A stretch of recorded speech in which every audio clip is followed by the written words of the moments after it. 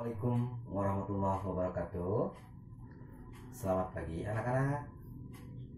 Bagaimana kabarnya? Semoga kita selalu dalam keadaan sehat ya. Baik, sebelum kita memulai pembelajaran, marilah kita berdoa menurut kepercayaan masing-masing.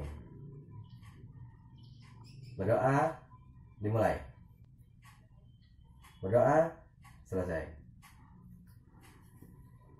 Untuk presensi kehadiran, kalian wajib mengisi dan buka link absensi berikut.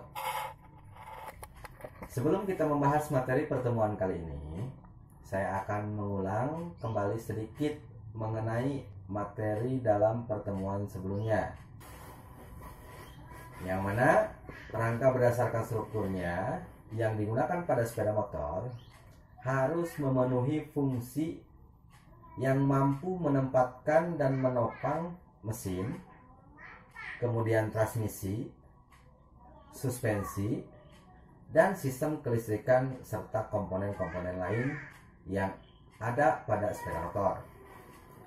Adapun jenis-jenis diantaranya adalah ada jenis rangka bak, rangka tipe tralis, rangka kotak, rangka tipe balok, rangka tipe spin, dan masih banyak jenis lainnya yang tidak saya sebutkan. Dan untuk pertemuan kali ini kita akan membahas materi mengenai menganalisis gangguan pada sistem rem hidrolik. Dengan tujuan pembelajarannya adalah peserta didik mampu menjelaskan gangguan penyebab pada rem hidrolik. Peserta didik mampu menganalisis gangguan penyebab pada rem hidrolik. Berikut saya paparkan sedikit mengenai sistem rem hidrolik. Rem hidrolik memiliki fungsi untuk mengurangi laju kendaraan sampai dengan pemberhentian. Nah, berikut adalah contoh animasi konstruksi dan fungsi rem hidrolik. Setelah tadi kita melihat animasi tentang konstruksi dan fungsi rem hidrolik, selanjutnya kita akan menonton video tentang cara kerja rem hidrolik. Adalah alat yang bekerja dengan cara menjepit cakram atau piringan yang terpasang bersama roda untuk menghambat atau menghentikan laju kendaraan. Rem hidrolik bekerja berdasarkan hukum Pascal, di mana tekanan yang diberikan kepada suatu cairan di ruangan tertutup diteruskan ke segala arah dengan nilai yang sama besar. Pada prakteknya, jika kita memberikan gaya pada permukaan cairan tertentu, gaya itu akan diteruskan dengan nilai yang sama. Ketika pedal rem diberikan gaya, piston pada master silinder akan menekan minyak rem bergerak menuju kaliper. Gaya yang ditransfer melalui minyak rem ke kaliper akan mendorong piston, sehingga kampas pada bagian luar cakram terdorong keluar kaliper dan bergesekan dengan piringan. Ketika pedal ditekan lebih dalam dan piston tidak dapat bergerak lagi, minyak rem akan meneruskan gayanya ke kaliper, sehingga kaliper terdorong keluar dan menekan kampas rem yang ada di bagian dalam piringan. Gesekan antara kampas rem dengan piringan akan merubah energi gerakan yang ada pada kendaraan menjadi panas. Ketika pedal dilepas, per akan mendorong piston pada master rem, sehingga minyak rem yang ada pada kaliper akan tertarik lagi menuju master rem, dan akan mengembalikan posisi kaliper, piston kaliper, dan kampas rem ke posisi semula. Selain cara kerja, adapun komponen-komponen yang terdapat pada sistem hidrolik dapat kita tonton pada video berikut ini. 1. Piringan rem. Piringan rem adalah komponen pada sistem rem cakram yang digunakan sebagai media yang digesek. Piringan rem terbuat dari besi solid dengan rongga udara pada sisi luarnya. Rongga-rongga udara ini dimaksudkan untuk mendinginkan piringan rem pasca rem beroperasi.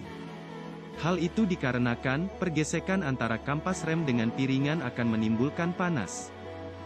Tapi karena bentuk piringan yang tebal, Maka dibuatlah rongga udara supaya pendinginan bisa lebih merata. 2. Kampas rem. Kampas rem adalah komponen yang digunakan sebagai media penggesek. Artinya, kampas rem ini merupakan komponen aktif yang bergerak menjepit piringan rem. Kampas rem terbuat dari bahan seperti asbes, keramik atau bahan lain yang mudah rapuh. Ini didesain agar saat pergesekan terjadi, kampas remlah yang akan terkikis. Sehingga piringan rem bisa lebih awet. Garis cekung yang ada di tengah kampas rem adalah sebuah depth indikator. Indikator ini digunakan untuk mengukur ketebalan kampas rem. Selain itu juga ada wear indikator. Indikator ini berfungsi sebagai penanda apabila kampas rem sudah sangat tipis. Cara kerjanya: ketika kampas rem semakin tipis maka wear indikator akan semakin mendekati permukaan piringan. Sampai saat kampas rem sudah sangat tipis, wear indikator bergesekan dengan cakram. Dan itu akan menghasilkan bunyi gesekan antar logam, nah bunyi itulah yang jadi penanda. 3. Pedal rem.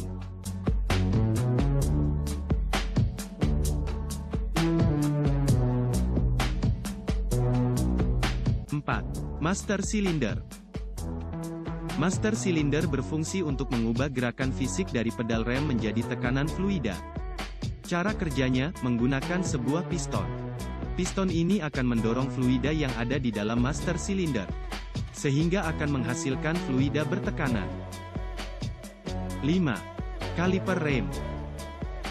Kaliper rem adalah komponen yang berfungsi mengubah kembali tekanan fluida menjadi gerakan fisik. Gerakan yang dihasilkan kaliper rem inilah yang digunakan untuk mendorong kampas rem. Pada sebuah kaliper rem, biasanya memiliki beberapa komponen pendukung seperti piston kaliper rem,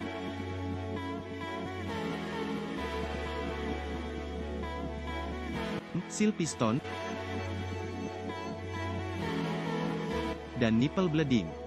Tiga komponen itu merupakan komponen standar yang ada pada aktuator hidrolik seperti kaliper. 6. Pin kaliper rem. Pin kaliper rem adalah sebuah batang besi yang memungkinkan kaliper rem untuk bergesek ke kanan dan ke kiri. Pin ini hanya terdapat pada rem cakram tipe floating. 7. Briket kaliper rem. Fungsi briket adalah sebagai dudukan beberapa komponen rem cakram seperti kampas rem dan kaliper rem. 8. Plat penahan kampas rem. Plat penahan kampas rem adalah komponen yang terbuat dari plat tipis yang agak elastis. Fungsinya hanya sebagai penahan kampas rem pada dudukannya. Setelah kita mempelajari fungsi, cara kerja, dan komponen-komponen sistem rem hidrolik, kita dapat menganalisis gangguan dan penyebab pada sistem rem hidrolik. Nah, pada penjelasan ini bisa dilihat sebagai berikut.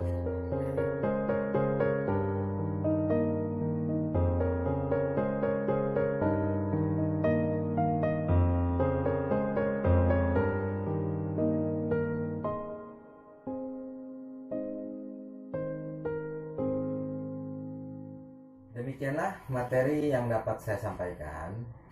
Silakan kalian cermati dengan baik untuk setiap materi yang sudah dipaparkan tadi.